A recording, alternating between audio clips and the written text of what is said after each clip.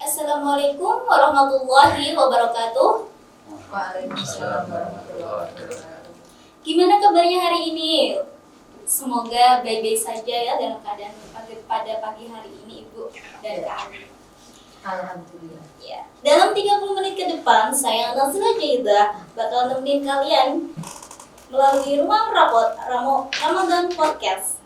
Nah, bagi teman-teman yang baru pertama kali mendengar podcast atau Ramadan Podcast ini, kita akan membahas tentang hukum atau perspektif hukum memamerkan makanan di media sosial maupun di dunia nyata gitu ya, kan? Siang pagi menjelang siang ya. Ini kita kedatangan tamu spesial dari Bu Mubasyarah dan Kak Andi selaku mahasiswa yang didatangkan khusus untuk menginspirasi dan menjawab pertanyaan yang ada di benak kita. Ibu Mubasyarah sendiri merupakan dosen salah satu mata kuliah ilmu komunikasi di jenjang S1 dan bimbingan konseling di masa jenjang S2. Mulai masuk menjadi dosen tahun 97 dan menjadi dosen yang ke-28, termasuk senior di kampus IAIN Kudus. Oke, Bu. Tua ya kali. Alamat Desa Karangmalang RT 3 RW 2 Kudus.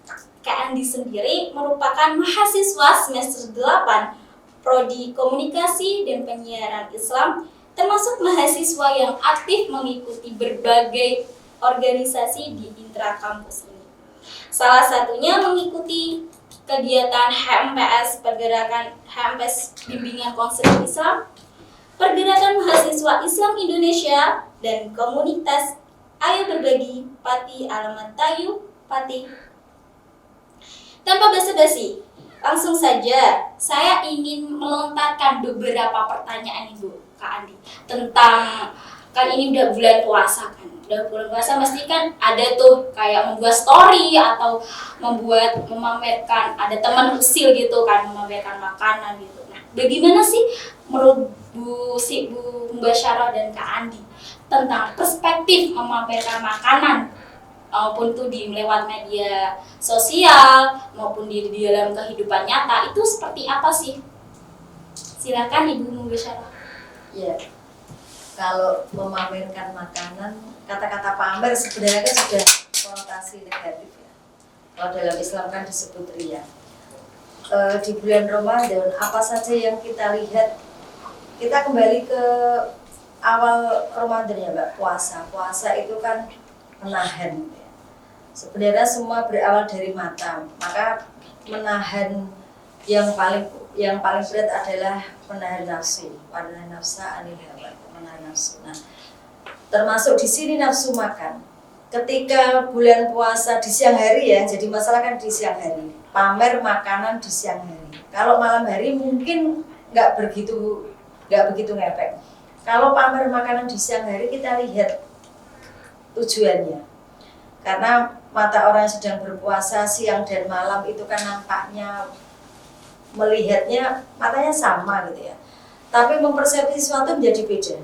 Coba aja jenengan taruh mie di puasa siang begini ya. Duhur begini ya. Jam-jam kritis untuk anak-anak yang berpuasa. Kalau kita kan sudah usia segini sudah biasa gitu ya. Dalam karet taruh piring, taruh meja, lihat di siang hari. Kelihatannya seperti mie goreng.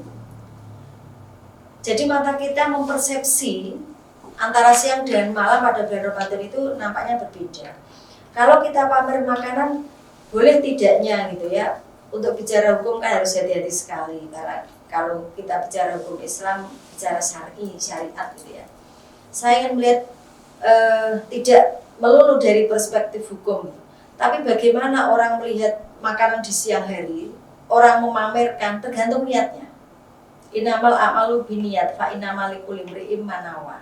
Semua amal tergantung pada niatnya dan akan memperoleh apapun tergantung niatnya. Apakah dia memamerkan makanan itu tujuannya memang untuk ngiming-ngimingi dalam bahasa Jawa. Saya nggak tahu bahasa Indonesia ngiming-ngiming apa ya Mas Andi ya. Pamer tetap ya. pamer itu tujuannya memang untuk memamerkan bahwa ini loh saya punya makanan lezat, makanan mewah, atau tujuannya untuk eksis gitu ya, eksis dalam pengertian Bu Basara termasuk orang yang sering pamer makanan loh. Saya harus jujur, story saya itu nggak pernah yang berat-berat. Sampai ada yang kritik, dosen kok story-nya kok makan loh, why not gitu loh. Kalau tujuannya untuk menginspirasi kan nggak masalah Ya. Atau untuk Abraham Maslow dengan teori tingkatan kebutuhan manusia self actualization, untuk mengaktualisasi diri bahwa saya ada loh, saya bisa masak, atau untuk menginspirasi, bukan untuk pamer, tidak masalah. Tapi kalau niatnya untuk pamer, kita harus berpikir bahwa orang yang melihat makanan kita itu punya persepsi yang beda, masing-masing orang berbeda. Ketika saya upload tongseng kambing, orang yang biasa makan kambing akan ngomong, makanan gitu aja kok diupload, makanan gitu aja kok dipamerkan. Orang yang nggak pernah makan tongseng kambing, misalnya dia setiap hari makannya cukup ramban itu kalau orang Jawa ngambil sayur di kebun kemudian direbus, kasih garam, makan pakai sambal, dia akan melihat, wow makanannya istimewa. Tapi kalau orang yang melihat itu tersakiti, merasa terdolimi karena nggak pernah makan karena tidak mampu, itu yang tidak boleh. Kita lihat dalam sejarah koron itu ya. Mbak Em masih ingat kan koron itu? Iya. Tapi saya belum kenal kamu tadi ya, namanya Oh siapa? iya, nama saya Nazila aja itu. Oh iya, lupa. Mbak Nazila panggilannya. Iya. Kalau kita lihat dalam sejarah ada harta karun, kita sering mendengar harta karun ya. Kenapa disebut harta karun? Karena dalam sejarah ada orang yang dikasih kelebihan harta yaitu korun, tetapi dia selalu pamer hartanya, sehingga dalam Al-Quran surat Al-Qasas 76 di situ korun itu menjadi percontohan, karena dalam Al-Quran itu kan memang 60% lebih berisi kisah, termasuk kisah tentang korun. Yang paling banyak adalah kisah Bani Israel atau Israiliyat. Di situ dikisahkan bahwa korun adalah orang yang punya harta tetapi sangat mendewa-dewakan harta. Dia sangat pamer hartanya sehingga untuk memberikan apa ya, bukan efek jerah ya, untuk memberikan pelajaran atau untuk memberikan laknat Allah, kemudian hartanya kan menjadi terpendam. Harta itu menjadi tidak apa-apa, tidak ada maknanya apa-apa. Artinya ketika kita pamer dalam pengertian memamerkan makanan, memposting makanan di siang hari pada bulan puasa, jangan pada bulan puasa ya, tidak bulan puasa sekalipun, ketika pamer makanan yang menyebabkan orang lain tersakiti karena melihat makanan kita yang lezat, baginya nggak mungkin saya bisa membeli, nggak mungkin saya bisa memiliki, nggak mungkin saya bisa makan, itu kan tidak boleh. Tapi kalau tadi yang Bu Basara sampaikan menginspirasi, sharing kebahagiaan, itu nggak masalah gitu. Karena saya punya prinsip begini, orang bermedia sosial itu kan harus bijak. Bagaimana kita bisa menggunakan media sosial itu sebagai alat yang positif. Karena media sosial itu kan seperti pisau bermata dua yang tajam. Kalau kita bisa memanfaatkan dengan baik, dia adalah alat. Pisau itu kan alat. Kalau kita bisa memanfaatkan dengan baik, alat itu bisa membantu pekerjaan kita, meringankan. Anda mengupas buah kalau nggak pakai pisau, pakai apa? Ini kan alat. Tetapi pisau bisa melukai kita atau membunuh kita kalau kita tidak menggunakan dengan bijak. Begitu juga media sosial. Maka berbijak, dengan bijak menggunakan media sosial. Saya sering menyebutkan ajang media sosial itu ajang atau media untuk sharing hal-hal positif, termasuk sharing kebahagiaan. Sebagaimana dalam hadis kan disebutkan bahwa berbahagialah untuk hal-hal yang bahagia, tetapi kalau sedih untukmu sendiri. Kalau kita lihat ungkapan sahabat Ali bin Abi Thalib itu kan maknanya dalam. Orang yang janganlah menunjukkan siapa dirimu yang sebenarnya, janganlah kamu tunjukkan siapa dirimu gitu ya. Karena orang yang suka nggak butuh itu. Tapi orang yang tidak suka, nggak percaya itu, artinya apa? Ini loh sama. Kita pamer, saya sering ketipu ya, story di WhatsApp itu tidak semuanya real. Saya punya teman yang posting makanan lezat-lezat, ternyata di saat yang sama saya buka di Facebook ada, artinya yang di-share belum tentu itu makanan miliknya. Dia comot di media sosial, Facebook, bagi ke sini. Ketika saya komen gitu ya, Mbak bagi Mbak, ini gue loh tentang Facebook kadang. Artinya yang dipamerkan ternyata belum tentu punya kita. Belum tentu orang yang memamerkan itu, kalau dalam psikologi kan pakai teori terbalik ya. Ketika kita contoh lain misalnya dalam konteks pasangan suami istri yang sering sekali sehari upload 10 kali gambar mesra dengan pasangannya. Justru dalam teori psikologi itu kan berbalik. Kemesraan itu fata morgananya di foto, realnya enggak. Karena orang yang real bahagia itu nggak perlu di-share di media sosial dong, orang sudah paham gitu loh. Jadi kadang foto kok sehari upload 10 kali, suaminya mau mancing di-upload, mau rapat di-upload, teater motor di-upload. Begitu juga ketika tadi posting makanan, sehari posting makanan 10 kali. Emangnya restoran masa 10 kali? Nah itu kan, maka orang yang melihat, sebenarnya kan hukum itu kan berada karena efeknya, ada efeknya gitu ya. Kalau kita bicara hukum kausalitas, ada akibat pasti ada sebab. Kalau ada sebab pasti ada akibat. Mengapa hukum ini halal, mengapa haram, mengapa wajib, sunnah? Karena ada alasan di belakang itu. Memposting makanan itu menjadi hal yang biasa ketika kita melihatnya itu adalah hal yang positif. Positif setidaknya misalnya memposting makanan diikuti dengan resep. Oh, resep cara membuat ini. Saya bukan orang yang pintar masak, tapi suka masak. Soal rasa, lidah kan nggak pernah bohong. Atau lidah malah suka berbohong gitu. Rasa nggak bohong, tapi yang bohong kan lidahnya.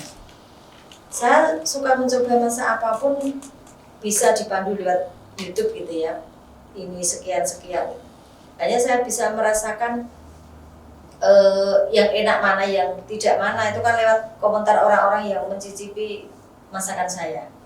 Begitu juga tadi ketika orang melihat pamer makanan, kata-kata pamer sebenarnya negatif, tetapi kalau memposting di media sosial itu sudah bisa ada konotasi positif ya.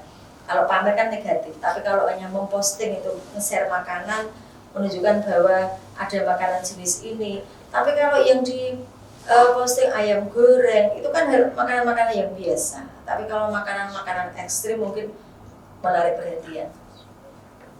Jadi yang perlu dilihat adalah pemirsanya, orang yang melihat postingan makanan itu bagaimana dia menilai. Kalau kita berhusnuzon pada orang yang memposting makanan atau pamer makanan, hukum itu kan menjadi boleh karena kita tidak merasa tersakiti. Oh, ada makanan enak. Saya kalau ke daerah Jekulo ke selatan itu kan banyak makanan ekstrim ya. Ada biawak, kemudian tongseng kuda, kemudian nanti apa ya, kodok itu loh, suike kodok dan seterusnya. Itu ekstrim. Ketika diposting, kalau dalam istilah komunikasi kan ada yang disebut human interest, ketertarikan manusia. Kita tertarik melihat postingan itu. Yang tidak boleh adalah satu tujuannya untuk pamer. Kenapa puasa menjadi tidak boleh pamer makanan? Kalau ada seseorang yang puasanya batal karena kita pamer makanan, itu yang menjadi haram. Karena puasa itu kan sebabnya macam-macam. Hal yang menyebabkan puasa itu kan menjadi haram. Kita makan itu halal, tetapi ketika makan di siang hari, puasa itu kan merubah pola hidup kita, toh Mbak. Ya. Makanan halal jelas, makan halal. Makan nasi, kemudian sambal tempe, sayur bening, itu halal. Kita makan halal, tetapi menjadi haram karena timing dan cara memperolehnya. Karena dimakan di siang hari, kan menjadi haram makanan itu. Sama ketika tadi saya menyebutkan memposting makanan atau pamer itu menjadi haram ketika ada seseorang yang batal puasanya karena melihat makanan yang kita pamerkan tadi. Jadi kalau tidak ada efek apa-apa ya tidak masalah gitu ya Mas Adi ya. Berarti menurut Bu Basyara itu tergantung niatnya gitu ya Bu? Ya betul. Dari Tergantung niatnya. Mas Adi sendiri bagaimana? Kalau dari saya sih, kalau memang dari perspektif hukum, memang maaf ibu kalau pribadi memang kurang terlalu baik dalam mengenai hukum. Tapi kalau melalui perspektif saya pribadi, sesuai yang disampaikan Bu Syara juga bahwa sesuatu dilihat dari nilai niatnya. Jadi memang ketika kita melihat postingan, gitu kan, postingan makanan yang di-share di media sosial, itu kan kita berbalik pada yang mengirim dan yang melihat. Nah, kalau kita yang mengirim, ya kita tidak tahu niatnya seperti apa. Sedangkan yang melihat, terkadang dia salah persepsi. Maka ada pepatah yang mengatakan itu bahwasanya segala sesuatu yang kita lihat belum tentu itu suatu realita. Dan sesuatu yang kita dengarkan itu belum tentu fakta. Itu perlu kita pahami. Tapi mengingat ini bulan puasa gitu kan, ya perlu juga kita ingat bahwasanya bulan puasa itu mengajarkan sesuatu. Apa gitu kan. Coba kita lihat kalau di surah Al-Baqarah ayat 185. Syahrul Ramadan allazi unzila fihi al-Qur'an.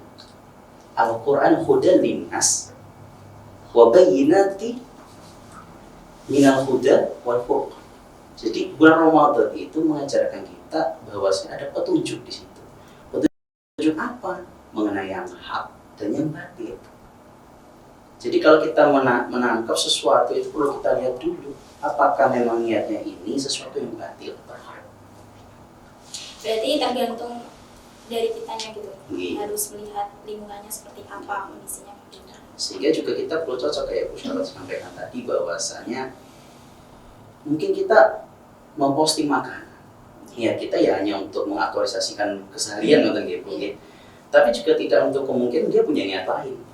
Jadi bagaimana kita menangkap sesuatu itu berhusnuzon itu lebih baik kayak Ustaz tadi. Gitu. Kan tadi kita membahas tentang memamerkan lewat media sosial. Nah, saya juga bertanya itu kalau semisal ada teman kan biasanya teman sama teman kan usil gitu kan, kayak saling ini loh ada makanan mau nggak gitu. Kita tanggapannya tuh kayak gimana sih, kayak ada teman terus memamerkan makanan langsung di hadapannya langsung, itu fenomena kayak gitu itu pada tanggapan dari Bu Mubasyarah maupun Kak Andi sendiri itu bagaimana sih? Teman itu memamerkan atau menawarkan? Kan biasanya gini sih Bu, kalau kita lagi, aku ini lagi berpuasa loh Bu, terus teman, oh itu ada warung dekat, ayo kita kesana yuk, kan katanya lapar gitu, namanya juga teman kan ada canda tawanya gitu kan Bu. Terus biasanya kan kalau si orang emang udah deket banget gitu kan, teman sama teman, ini ada, aku kan biasanya ada perempuan yang gak puasa gitu kan, bilang ini ada makanan nih, aku baru dibawain sama orang tua, kamu mau nggak gitu. Padahal dia udah tahu kalau temennya itu puasa. Nah tanggapannya itu bagaimana gitu? Itu termasuk pamer atau tidak gitu? Saya nggak bisa menyimpulkannya pamer atau tidak karena begini, Ya. dia ada unsur nawari kan, tetapi dia tahu bahwa yang ditawari orang itu sedang berpuasa. Ya. Kalau dalam istilah Jawa kan disebut togok bilung. Togok bilung itu ngeyel gitu. Sudah tahu orangnya puasa, tapi kok masih ditawari gitu. Atau Joko sembung bawa golok gitu, kayak nyambung. Sudah tahu temannya puasa ditawari. Gitu.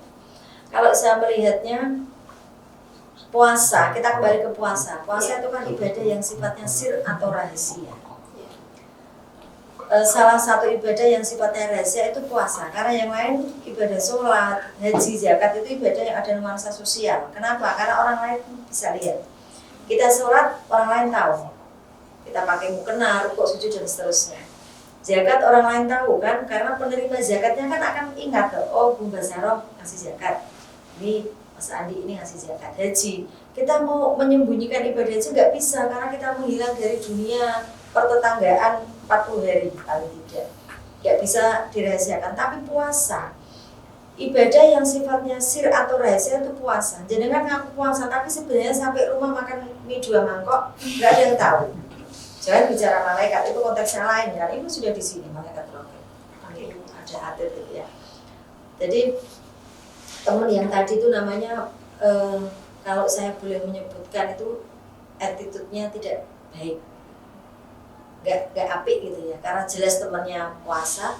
Tapi kalau kita mau jadi orang yang dablek, ditawari makanan, kita jelas puasa, ditawari makanan oleh teman kita, nek saya jadi orang tak ambil karena saya bukan orang yang basa-basi. Ditawari, kalau saya tertarik tak ambil. Tak ambil, taruh tas, bungkus kresek, amankan, kita makan nanti malam. Ngasih pelajaran teman yang basa-basi, yang sok yes gitu ya. Dia kan sok yes, sok nawari tapi sebenarnya kan basa-basi. Ya. Dalam hal tertentu Bu Basra nggak bisa basa-basi. Contoh, tamu yang ke rumah saya, ketika saya tanya mau minum apa, saya nawarkan yang ada di dapur gitu ya. Mau jeruk anget, es jeruk, ada sirup jahe atau teh. Gak usah Bu, seadanya aja. Ya sudah, saya akan duduk manis menemani tamu karena di depan di ruang tamu saya pasti ada air mineral Ya. dengan beberapa makanan ringan. Mungkin dia akan batin, kok Bu Basra nawari dok? Ya memang saya modelnya begitu. Saya nggak mau saya memaksa orang dalam konteks yang paling sederhana. Sudah nggak mau saya suguhi, akhirnya minuman yang saya buatkan diminum hanya separuh. Itu bagi saya nggak yes banget. Saya kalau disuguhi orang memang mau tak minum sampai habis. Kalau enggak, lebih baik jangan, karena menyisa makanan itu kan eman-eman mubazir gitu ya. Jadi begitu Mbak. Kalau puasa ada teman nawari, kita ada dua kemungkinan kan, tolak dengan halus. Atau yang kedua kita dapat aja, kita ambil makanannya, mau ada rezeki kok ditolak. Pamali kan menolak rezeki, ditawari diambil aja. Terus dimakan waktu buka puasa. Iya, simpen aja bungkus plastik masukkan tas, aman kan. Biar temen tadi yang nawari maunya basa-basi, tapi dia ketipu karena yang ditawari ternyata mau. Kan ada yang tapi kalau yang menawari sama-sama muslim, nampaknya kok nggak berattitude ya, tahu temennya berpuasa kok masih ditawari. Dari Pak Andi sendiri bagaimana? Ya, kalau konteks anak muda gitu ya. Ya. Kalau remaja sih umumnya seperti itu gitu. Iya. Beda kalau kita dihadapkan dengan orang lebih tua, lebih dewasa. Tapi kalau sesama remaja memang hal itu biasa. Tinggal bagaimana kita itu memberikan respon balik untuk dia. Kalau seharusnya saya melihat memang itu terlihat dewasa. Jadi bagaimana pendewasaan seseorang. Tapi bagi teman-teman kita itu yang memang remaja, kalau ditawar seperti ya, kita menerima ya apa adanya aja, nggak perlu bermasalah gitu. Jadi ada pepatah itu, hidup itu jangan dibuat-buat. Nah, kayak yang dipraktekkan Bu Sarah tadi, kalau ditawar ya saya terima, nggak usah diribet itu, saya puasa nggak usah plastik aja. Itu rezeki gitu loh, rasanya gitu. Jadi kayak lebih ada penolakan halus gitu. Tapi kalau semisal nih ada orang kalau niatnya itu memang nggak mau pamer gitu kan, tapi di depannya itu ada orang puasa gitu. Itu gimana sih? Kayak kan namanya orang kan, semestinya orang kan berbeda-beda gitu sih. Dibilang itu orang itu kayaknya mau pamerin aku deh kalau mau kayak semisal minum di depan orang berpuasa, tapi niat dia itu niat yang tidak berpuasa tuh niatnya nggak mau pamer, emang dia itu haus juga nggak berpuasa juga kan, tapi yang berpuasa itu memiliki sugesti kalau dia itu yang di depan itu memiliki kayak dia itu mau pamer gitu. Itu gimana sih tanggapannya dari Bu Mubasyarah sendiri? Melihat orang yang sengaja pamer ya. Ya, sengaja pamer. Tidak sengaja. Maksudnya dia itu nggak tahu orang itu berpuasa, tapi dia itu minum di depan orang berpuasa. Dalam pepatah Arab kan ad-dinu wal aqlu la dinu liman la aqla. Ya. Agama itu untuk orang berakal dan tidak ada agama bagi orang yang tidak berakal. Dalam pengertian kalau dia tidak tahu bahwa kita berpuasa gitu ya, kan nggak masalah. Saya kemarin itu kehujanan dari kampus ya, karena mau ngiup juga saya pikir hujannya agaknya kayak diformalin gitu ya, awet. Saya berhenti di salah satu laundry. Saya mau beli, ada basreng gitu ya depan UMKM. Saya sudah mau beli niat gitu. Di situ kan tulisannya makaroni pedes, basreng pedes, pokoknya yang berpedes-pedes puasa. Sudah puasa kehujanan, lihat yang berpedes kan saya bayangkan beli buat nanti cemilan malam habis terawih. Saya sudah melangkah di situ ya, memang kehujanan. Ternyata penjualnya yang laki-laki itu merokok, perempuannya minum es, saya mundur. Saya tidak tahu apakah mereka muslim atau tidak. Tapi bagi saya di bulan puasa di hadapan banyak orang berpuasa gitu ya. Sementara dia makan di depan orang berpuasa, bagi saya kok kalau dalam perspektif akhlak kan masuk dalam akhlakul madmumah, bukan akhlak yang baik. Saya akhirnya mundur. Saya kembali ke tempat laundry saya. Di situ ada mas-mas yang menyapa, "Ujianan Bu, nggih." Pertanyaan itu kan pertanyaan retorik. Tidak kita jawab sudah tahu jelas terus gebus gitu ya, bahasa kuyup gitu. Dia ternyata dengan santainya duduk merokok.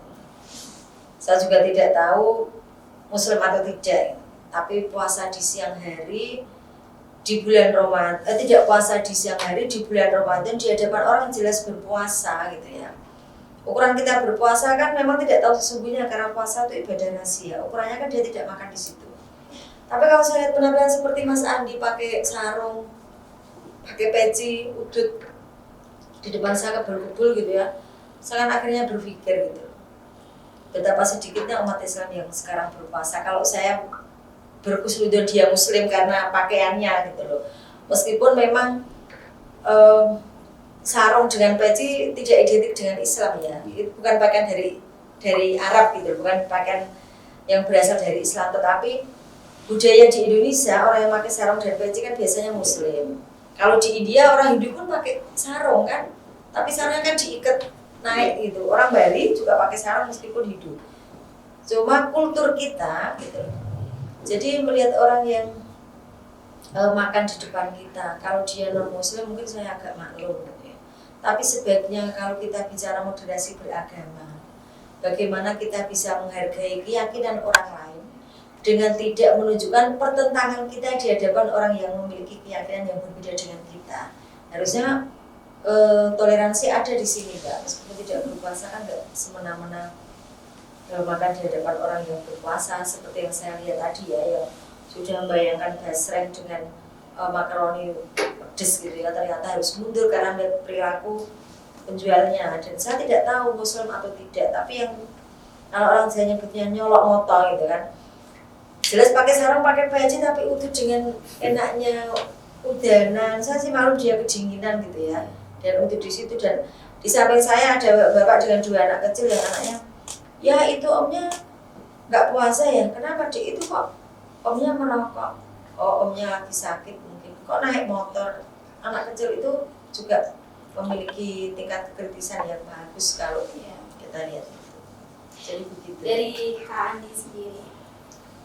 Kalau saya sih melihat seperti itu kan suatu ketidaksengajaan, ketidaksengajaan. Kan Islam itu kan sesuatu yang mengajak pada amal ma'ruf nahi munkar. Sesuatu itu yang kebaikan, ya. Kita menolak kebajikan, menolak pada yang sesuatu yang jelek biasanya gitu. Kalau kita lihat itu di surah Al-Asr itu kan dijelaskan di situ kan rugi, mengenai kerugian kan gitu. Iya. Kecuali ada pengecualian. Illal ladzina amanu wa 'amilus shalihati wa tawassaw bil haqq wa tawassaw bis sabr. Di situ ada kunci komunikasi. Nah, ibaratnya orang itu ketika dia itu tahu itu sesuatu yang kurang benar, maka dikomunikasikan lebih baik, dan dia juga sudah berusaha untuk sabar. Nah, tidak sengaja nih temannya, misalnya Mbak Nazila nih makan depan saya belajar untuk sabar dan saya komunikasikan. Ada kan riwayat dari Kanjeng Nabi itu, ketika ada orang menantang kita, katakan saya berpuasa. Yang penting kita komunikasi sehingga tidak menjadi kesalahpahaman. Baik, kayaknya waktu itu sudah cukup. Terima kasih atas jawaban dari Bu Mubasyarah dan Kak Andi. Sama-sama. Nah, bagi teman-teman, itulah bincang-bincang kita santai tentang perspektif hukum, perspektif tentang memamerkan makanan di bulan Ramadan ini, baik di media sosial maupun di dunia nyata, ya kan Pak Bu. Saya ingin obrolan kali ini hal-hal yang dapat kita pelajari, yaitu kita sebaiknya bagi teman-teman ini ya, kalau ada teman membuat story atau ya memamerkan makanan di dunia nyata, kita bisa ambil apa ya, nilai positifnya ya Bu, Ya. Kak Andi. Iya. Kita harus melihat kondisinya seperti apa. Janganlah suka menilai, pasti orang ini memamerkan harta, jangan seperti itu. Nah, kan nggak tahu sih kayak niat awalnya itu dari mana gitu. Biasanya kan emang dari niatnya dulu ya Bu. Iya. Niatnya itu seperti apa, dan dari Kak Adi sendiri, dari kitanya gitu. Kitanya itu mengetahui lah kondisional gitu. mengetahui kondisinya kita kan ini udah bulan puasa ya, jadi dimaklumin lah, tolong saling ditoleransi gitu, saling toleransi satu sama lain gitu, jangan memamerkan atau memamerkan makanan di depan orang dewasa atau media sosial gitu. Nah, jangan lupa teman-teman follow akun media sosial kami di @KPI Kudus, dan jangan lupa subscribe YouTube kami KPI Kudus Official. Saya rasa cukup bincang-bincang kita pada pagi menjelang siang ini ya Bu. Semoga puasanya kuat. Amin. Baik, dan di Ramadan Podcast kali ini mohon maaf apabila ada tutur kata yang salah. Saya Nazila Jaidah bersama Bu Basyara dan Kak Andi mengucapkan, dan seluruh kru yang bertugas, kami semua undur diri. Wassalamualaikum warahmatullahi wabarakatuh. Waalaikumsalam warahmatullahi wabarakatuh.